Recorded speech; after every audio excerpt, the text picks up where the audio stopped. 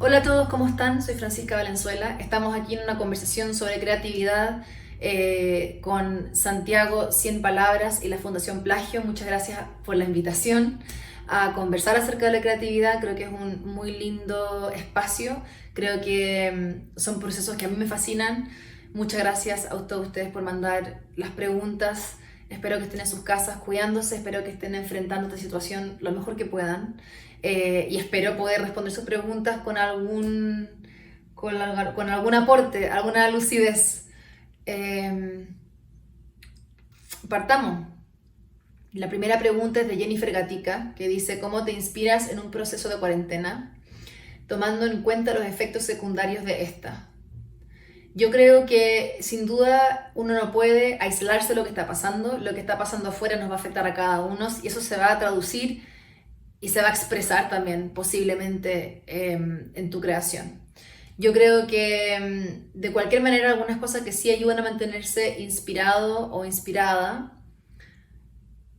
algunas cosas son: uno, tratar de hacer una rutina dentro de lo posible. Yo soy pésima para hacer una rutina, pero creo que es bueno tratar de ordenarse, es decir, si uno tiene una vida creativa o un trabajo creativo, eh, tratar de mantener algún orden. Yo me trato de decir, tengo unos días que son más trabajo como de administración, de pega de computador, y tengo otros días que son más creativos, más libres. Entonces, uno, tratar de hacer algún tipo de rutina y manejo de tiempo. Segundo, tratar de crearse un espacio, si bien estamos encerrados, dentro de lo que se pueda, crear un espacio cómodo, que puedas tener tus cosas, ¿verdad? Ya sea para escribir o para dibujar o para componer, lo que sea, es decir, un espacio propio, una cuevita de la creatividad.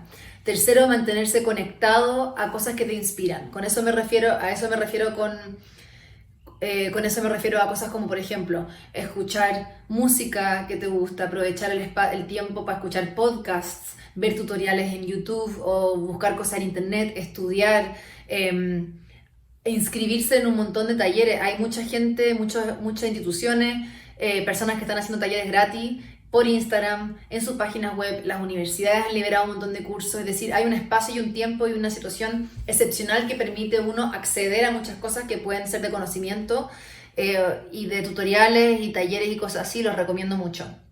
Creo que todas esas cosas ayudan a uno a adquirir herramientas y a poder ir ejercitando ese músculo creativo. Tercero, practicar, es decir, muchas veces uno se enfrenta a la página en blanco o a las canciones o lo que sea sin ganas de hacerlo, sin inspiración, pero hay que hacerlo igual, independiente del resultado, sin saber lo que puede salir.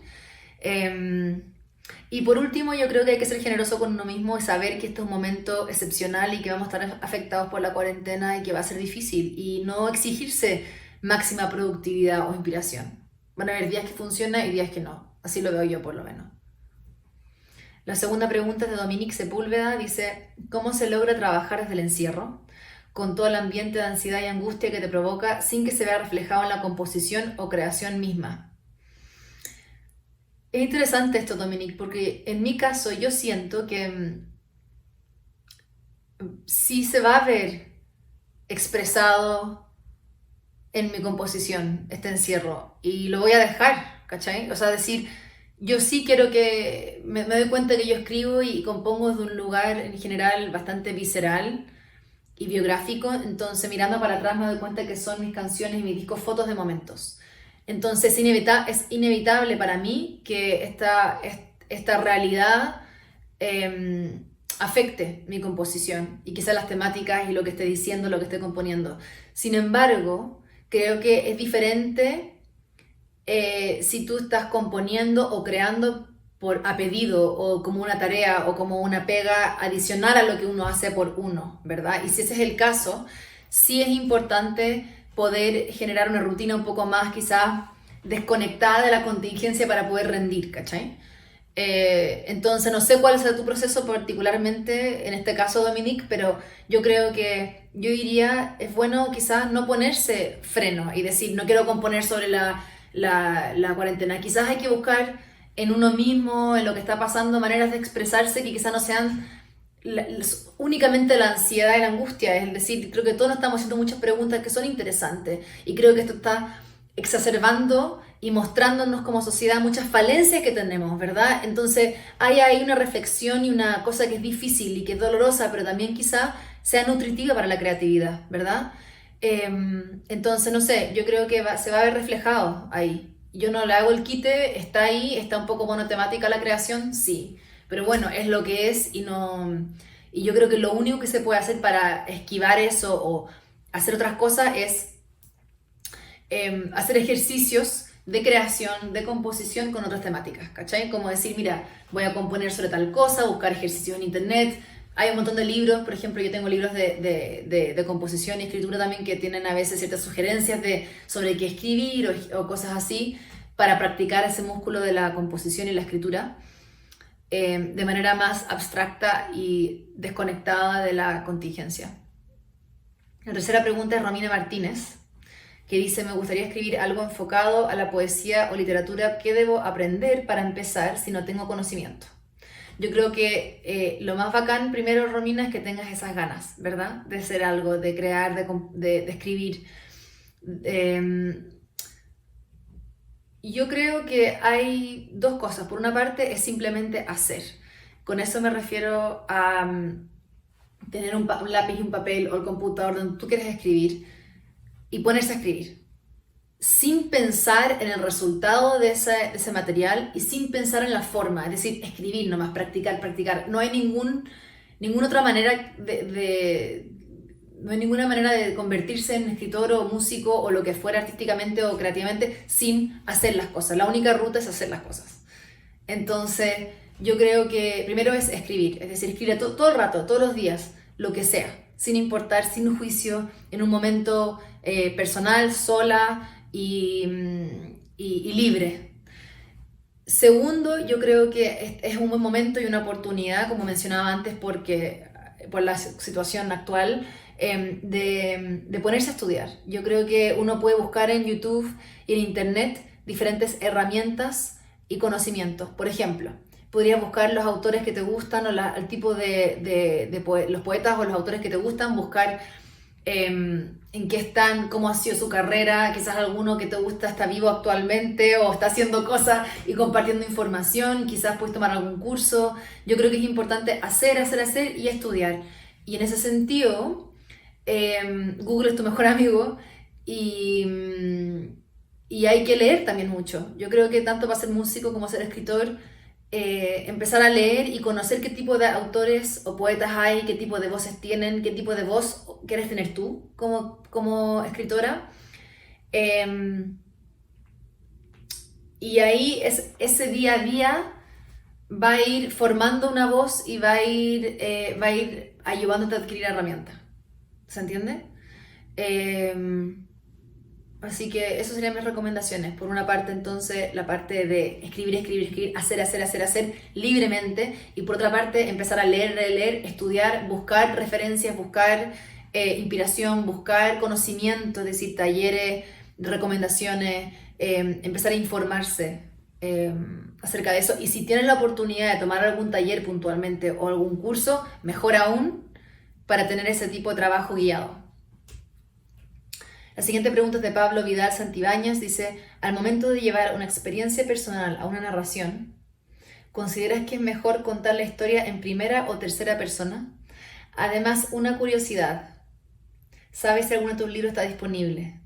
Me gustaría leer un extracto. Saludos. Bacán, Pablo, tu pregunta. Yo creo que la respuesta a esa pregunta de ¿consideras que es mejor contar una historia en primera o tercera persona? Eso depende de ti, depende del autor o la autora. Creo que no hay ninguna manera, ni fórmula, ni respuesta que sea una mejor que otra. Creo que todas las opciones son válidas. Depende de cómo quieres contarlo, cuál es tu medio, es decir, es una canción, es un cuento, es un poema, es una obra visual, es una película, es teatro. Creo que sin duda cada disciplina tiene diferentes modos y herramientas y quizás hay ciertas ventajas con un formato o una voz o un tipo de narrador versus otros dependiendo de lo que quieres contar y dónde quieres contarlo. Entonces, en ese sentido, por ejemplo, yo sí tengo muchas canciones que son biográficas, que son confesionales y nacen desde una primera persona. Y tiendo a darme cuenta que adquieren fuerza en esa confesión honesta y como de revelación de primera persona. Pero hay cosas que sí me gusta cantar y escribir en tercera persona, que tienen que ver a veces con cosas más externas a mi mundo interior, cosas que me inquietan de afuera, cosas sociales, relatos quizás que no son ni míos, pero son inventados. Pienso en la canción Buen Soldado, que si bien es en primera persona, es una canción donde yo asumo otro personaje, ¿verdad? Entonces, creo que depende mucho de la naturaleza de tu medio, de tu arte. En música tiende a ser más común y más efectivo cantar o escribir en primera persona porque son cosas confesionales, personales, casi como oraciones, ¿verdad? Como rezos, cosas como íntimas.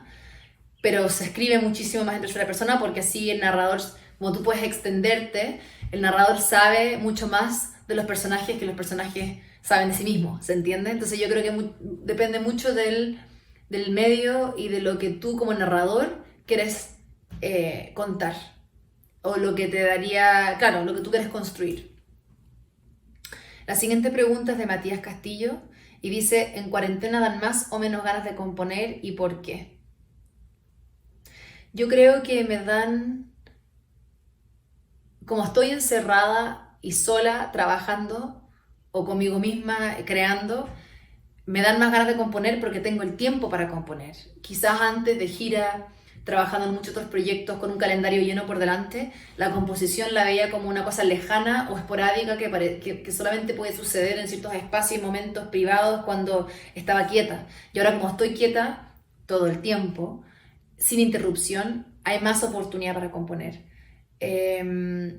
Las ganas vienen y van, porque hay días que sí encuentro algo que me emociona y me inspira y sale la canción. Y hay días que me enfrento igual a componer y no funciona y es frustrante.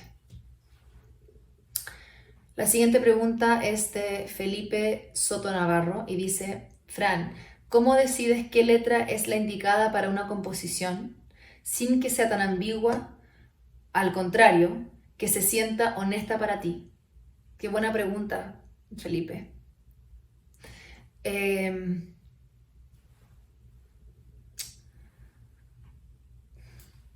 ¿Cómo decir? Esto es una buena pregunta y es difícil de responder porque el hacer consciente el proceso creativo no es tan fácil. Entonces, para darse cuenta cuando algo es bueno o funciona o no, muchas veces es algo que a mí me pasa que me doy cuenta después. Es decir, por ejemplo, anoche estaba componiendo una canción nueva. Para ser muy honesta, trabajé en 3.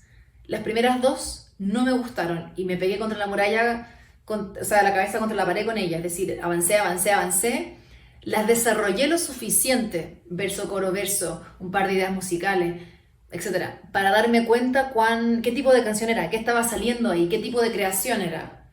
Y luego me eché para atrás y dije, no me gusta. Y tiene que ver con lo que tú dices, es decir, había algo ahí que no me cuajaba. Puede ser la música, la melodía o la letra. Y la tercera canción que hice anoche, súper tarde, como a las 11 de la noche, empezó a fluir y me di cuenta, hablando de la letra, que va a tu pregunta, me di cuenta que la letra funcionó y funcionó porque era directa, porque era específica y universal, ¿se entiende? Ahora, creo que igual el tema de las letras es difícil y es bueno echarse para atrás después de crear la canción casi completa y después decidir, porque es muy difícil estar juzgando la letra en la medida que uno la crea. Creo que es dañino, y es dañino porque yo creo que uno no puede estar con la voz del juicio activada mientras que uno está en ese estado de creación, porque uno en el estado de creación está abierto, está vulnerable, está lúdico, lúdica, está frágil, es como una parte de uno que uno tiene que exponer. Entonces creo que el juzgar si funciona o no algo tiene que ser después de que uno ya explora esa canción o creación hasta un nivel donde dice ya, acá hay un 70% de una canción o una idea ya lo suficientemente desarrollada para entender lo que es antes de cortarle las alas o darle las alas, ¿se entiende? En ese sentido la letra yo creo que una cosa que ayuda a fortalecer el tema de las letras es escribir mucho leer mucho, y por leer me refiero a texto, poesía y canción, y estudiar casos que te gustan. ¿Por qué esta canción me gusta? ¿Por qué no me gustan las canciones con mucha letra, con poca letra? ¿Cómo funcionan las rimas? ¿Cómo funcionan las melodías con las letras? Es decir, creo que lo difícil de las canciones a veces, a diferencia de la poesía, que tiene su propia métrica y propio ritmo interno silencioso, interno en la cabeza, es que la música tiene que calzar con la letra, la melodía tiene que encajar con la letra. Entonces, ¿cómo funciona eso? Si uno fuera a dibujar una melodía y la letra, ¿cómo se ve la cantidad de sílabas que tiene? Eso es un mundo, ¿verdad? La parte como del esqueleto de la letra, la forma, la métrica, el ritmo. Y por otra parte es el contenido de la letra. ¿Qué tipo de canciones me gusta escribir? ¿Qué me nace escribir? ¿Qué quiero decir? A veces lo más simple es lo más efectivo. Quiero decir algo y lo escribo y lo canto tal como lo quiero decir. No hay que enredarse tanto. A veces pasa lo contrario, hay cantantes o escritores que les gusta escribir en metáforas, en alegorías, en historias más crípticas. Todo es válido y creo que uno tiene que encontrar la mecánica y la voz y el estilo que le guste y le acomode a uno. Y de mis libros, no lo sé si están disponibles, ¿sabí? Creo, voy a tener que mirar bien. Uno es de Plaza y Janés, la editorial Plaza y Janés. Otro es una editorial pequeña, independiente norteamericana, que sí sé que, que cerró.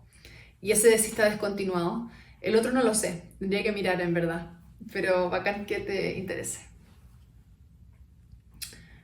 La siguiente pregunta es Sophie Ananías. ¿Con qué parte de ti te conectas cuando escribes? Es muy linda esta pregunta.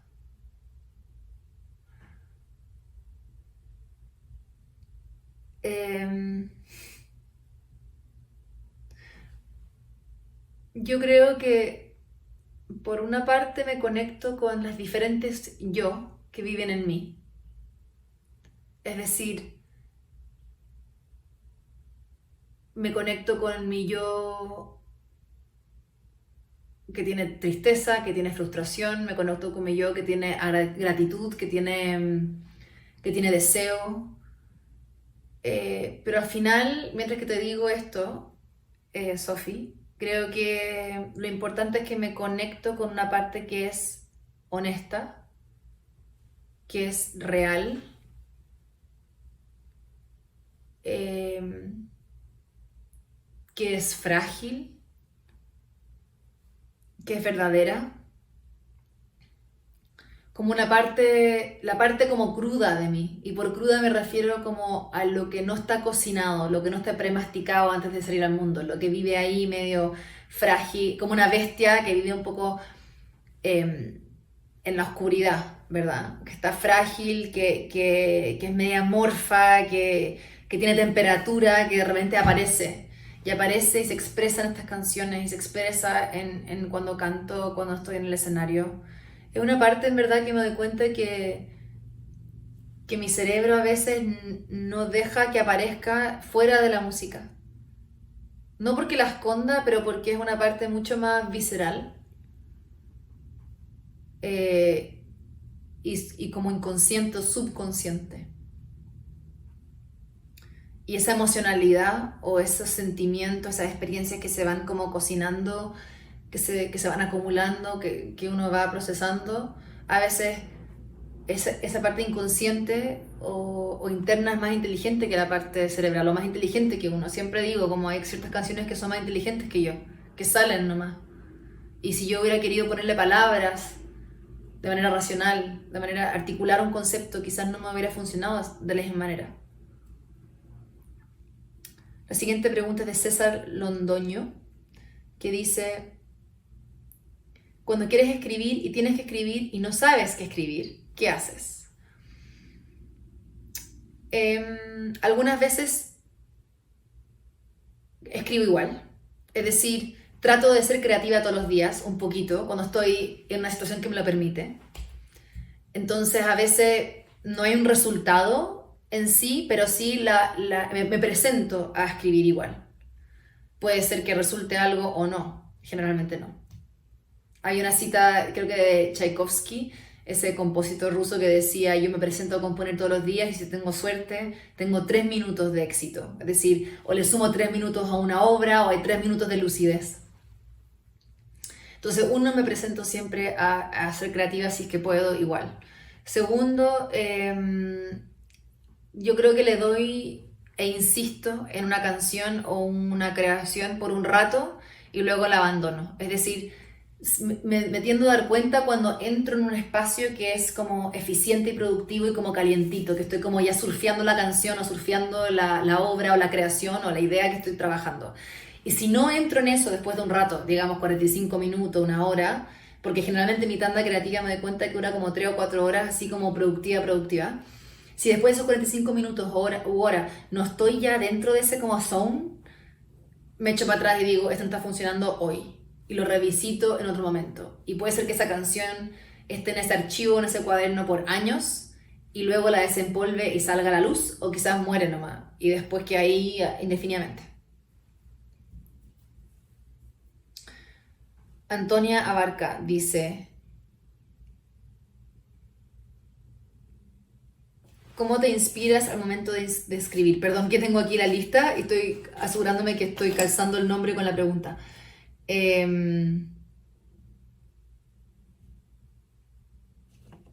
¿Cómo te inspiras al momento de escribir? ¿Estoy corrida aún? ¿No está bien? No sé.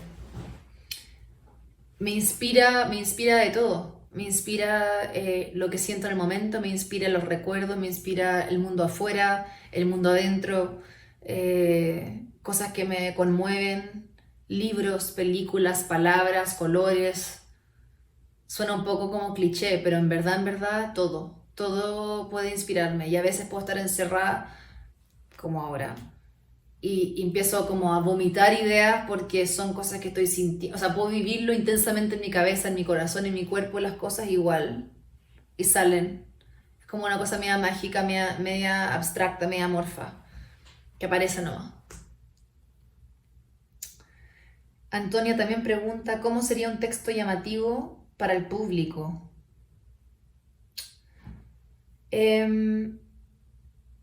Es una buena pregunta, sin embargo, no sé si tengo una buena respuesta. Yo creo que al final del día, creo que lo que conecta y llama la atención es lo que es verdadero. Y por verdadero no me refiero a como música seria, música no seria, o una obra que es seria de verdad y otra que no. Me refiero a verdadero que es auténtico, que es libre, que es alguien que en el proceso fue lúcido, que lo pasó bien, que se desafió. Sé que suena un poco abstracto, pero es como... porque al final todo puede ser llamativo, ¿verdad? Puede ser llamativo una canción, pienso, como Daft Punk, tipo Around the World, que es una frase, una progresión de acordes básicamente, y es 4 minutos de eso. Y es un gran tema que fue muy exitoso y muy llamativo. Y también puede ser exitoso y llamativo una canción de Violeta Parra o Bob Dylan o Johnny Mitchell, que son de 7 estrofas con un papiro así de letras, ¿verdad? Que tiene una gran verdad social, por ejemplo. Ambas cosas son relevantes y pueden ser llamativas y exitosas posiblemente, porque conectan. Entonces yo creo que al final lo que uno está buscando es como conectar, que algo te active. Y yo creo que una buena medida para eso, como alguien creativo, suena muy difícil de hacer, a mí me cuesta, pero algo que puede funcionar quizá, es como... perdón, que me estoy cayendo ahí. Es esto que estás contando, escribiendo, creando, viendo, ¿te gusta a ti? ¿Te mueve a ti? ¿Te conmueve a ti? ¿En qué se parecen a las cosas que te gustan? Y también no asumir que las cosas son rápidas y fáciles. Yo creo que hay una dualidad constante en la creación que es como las cosas fluyen, nacen, son ricas, algunas canciones salen en 15 minutos, otras en 2 años, pero en general en alguna parte del proceso creativo, ya sea en el inicio, en el medio o en el final, cuando ya sale el mundo, uno se detiene a trabajar y le echa muchas ganas y trabaja duro, ¿cachai? O sea, como en el comienzo de la idea, a la mitad de la idea cuando uno la machaca o ya cuando la lanza al mundo. Entonces, yo creo que no es obvio necesariamente siempre cuando algo es llamativo. A veces sí, a veces no. Hay un momento como de revelación, a veces.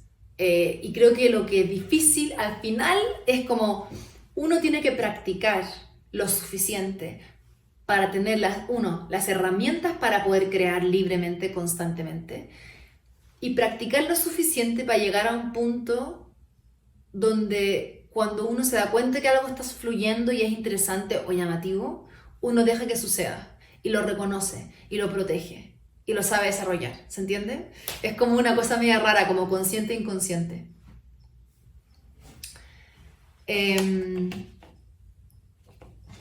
Francés Guimo dice: ¿cómo compones tus canciones?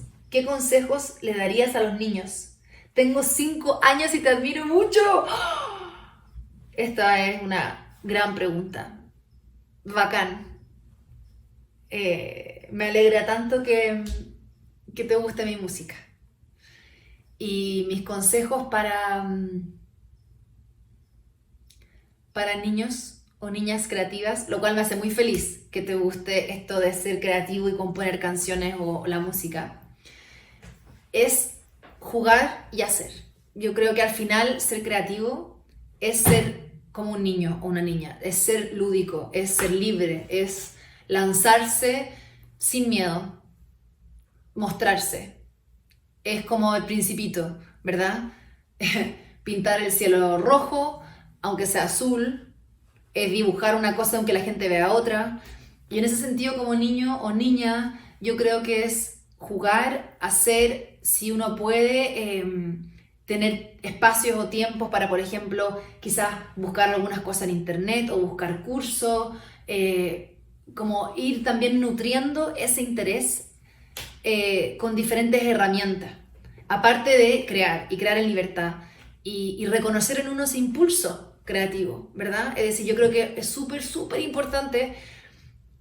Y pienso para atrás en mi infancia que tuve esta gran suerte de tener una familia que, si bien no son personas necesariamente creativas o no son personas necesariamente artísticas, porque no son artistas, sí vieron en mí esa chispa creativa y la validaron, ¿verdad? La protegieron.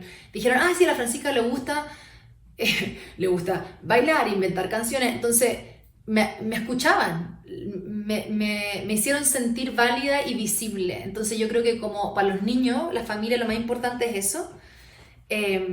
Nunca juzgar, me refiero a no jugar, juzgar eso. Y para los niños o niñas, jugar, buscar las cosas que te gustan, dedicarse horas obsesivamente a eso. Yo de niña pienso, escuchaba discos, sacaba los discos, miraba las letras, miraba videos, o sea, después cuando había o internet o cosas así, y estar, no sé, pues si uno tiene la posibilidad de tomar un taller en el colegio o de buscar algo en internet, algún taller o un curso, hacer eso también, empezar a ampliar la red y las personas con que uno se relaciona que quizás pueden ir nutriendo y alimentando tu interés en la creatividad, en la música, en las canciones, en lo que sea. Y luego, ya más de grande, por ejemplo, yo pienso adolescente, yo participaba en todas las cosas que podía, es decir, iba a los concursos que aparecían, tomaba todos los talleres que podía, iba a molestar a otros colegios o universidades que tenían talleres para tomar esos talleres, aunque no eran abiertos, ¿me caché? Estaba siempre buscando instancias como estas para poder conversar y profundizar en los procesos creativos y en mis intereses creativos. ¿Te responde esa pregunta algo, Frances? Qué bacán, gracias por escribir eso. Eso, me hace muy feliz y espero que sigas adelante con tus intereses musicales. Matilde Ríos pregunta, ¿qué momento de tu carrera recuerdas con especial cariño? ¿Por qué fue importante para ti? Qué difícil pregunta, porque son tantos momentos. Yo creo que es muy difícil elegir uno. Pero voy a elegir el momento en que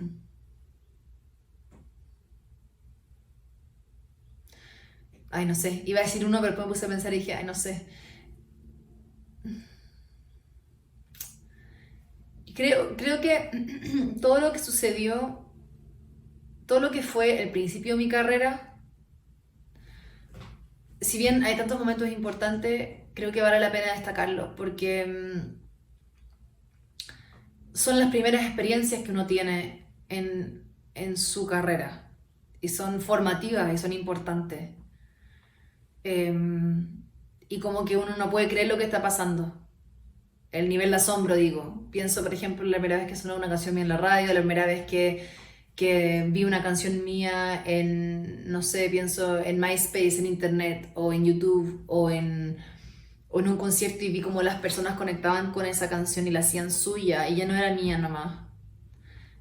Esa sensación, esa emoción, como de manera más general igual, ha sido algo bien impactante. No sé, lamento no tener una respuesta para ti tan concreta, Matilde, porque han sido tantos momentos, tantos momentos. Y no siempre son los momentos más visibles. Muchas veces los momentos importantes son tan personales, son tan internos, o son momentos tan cotidianos con, no sé, con toda la comunidad de gente que escucha mi música y con que yo comparto, o con todo mi equipo, o con mi familia, o mi pareja, u otros artistas. No sé, entonces, o momentos que son formalmente, oficialmente musicales. Yo pienso en grandes conciertos que han sido súper importantes, significativos, o colaboraciones con otros artistas, o conocer ciertos ídolos. Todas esas cosas son importantes por diferentes razones. Eh, entonces, no sé, son tantos.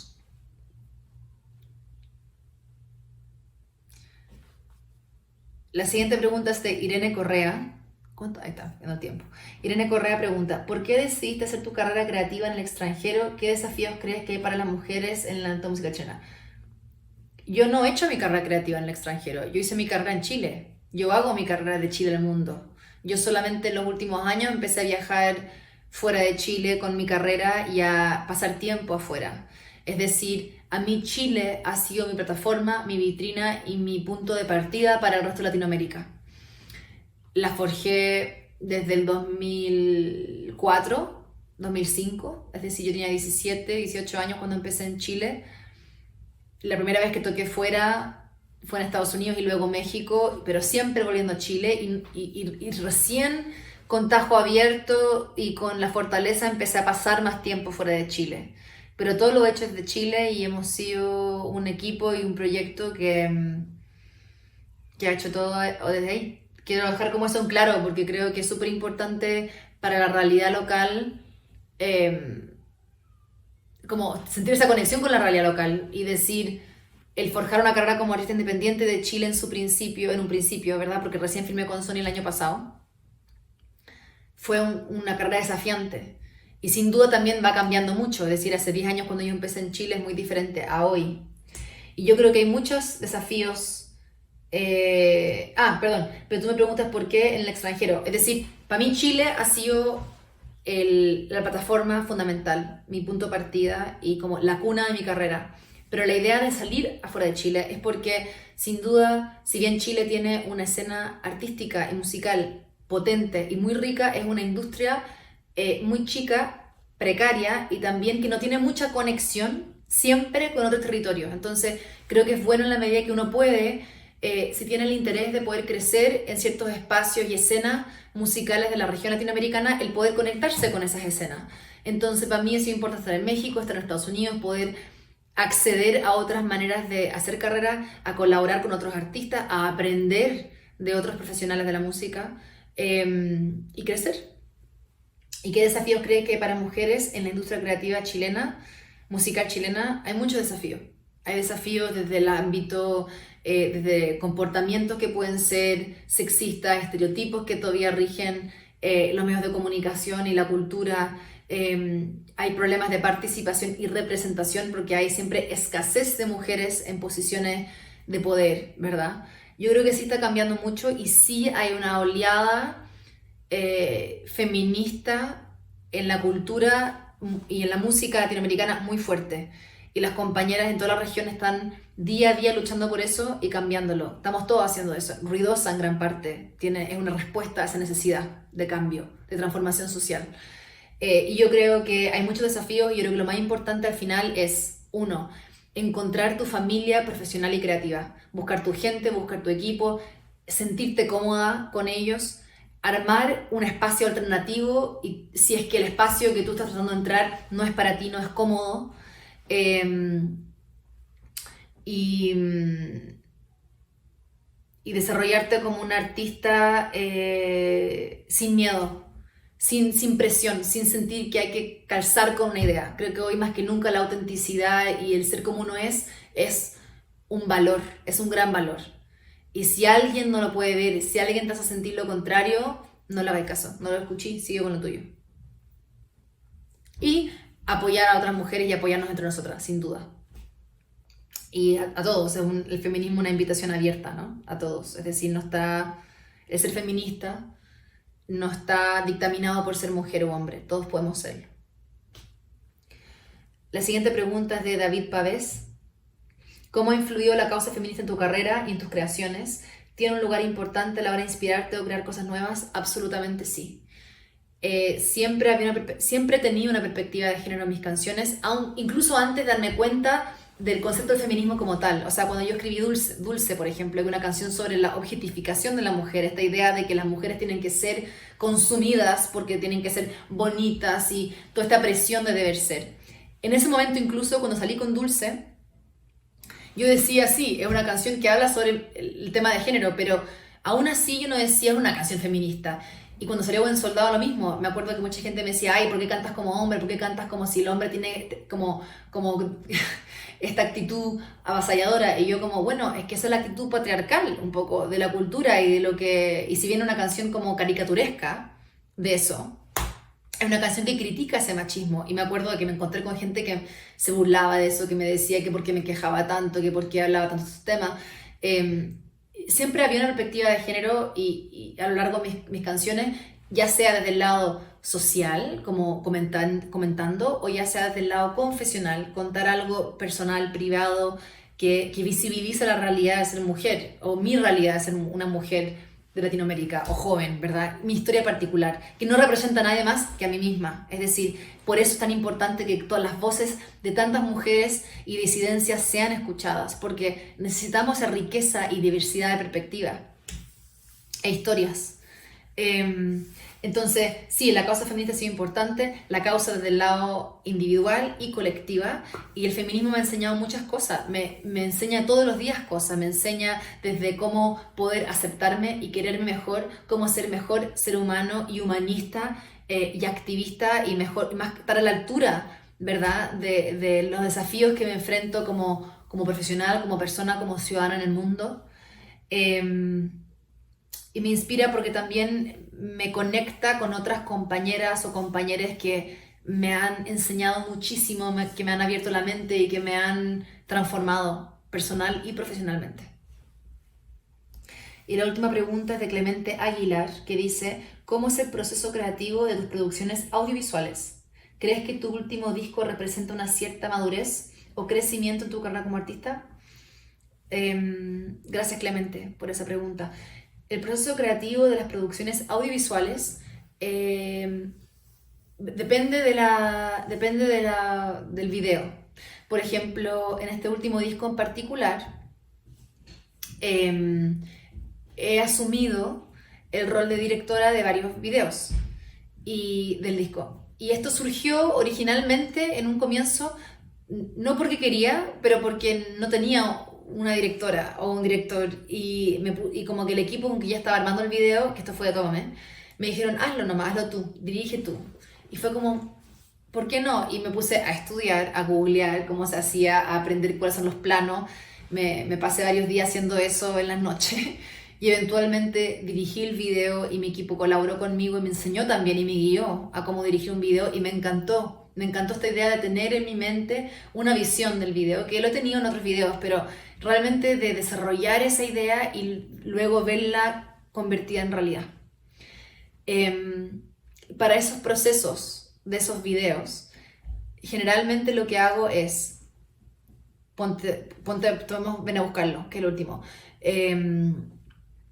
escuchar la canción, decidir que esa va a ser la canción que va a tener un video, empezar a pensar y a fantasear e imaginarme lo que puede ser, hacer una bajada de eso, es decir, escribirlo, mostrarlo con fotos, con imágenes, con dibujos, y empezar a reclutar los colaboradores que pueden hacer el trabajo conmigo y abrir esa conversación.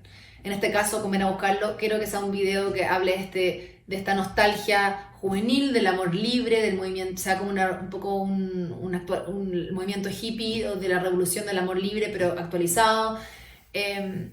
Cuál va a ser cómo se va a ver el video, cómo se va a sentir y hacer esa bajada y trabajar estudiosamente y arduamente en esa bajada y tener colaboradores y colaboradoras que son claves para poder llevar a cabo esa visión.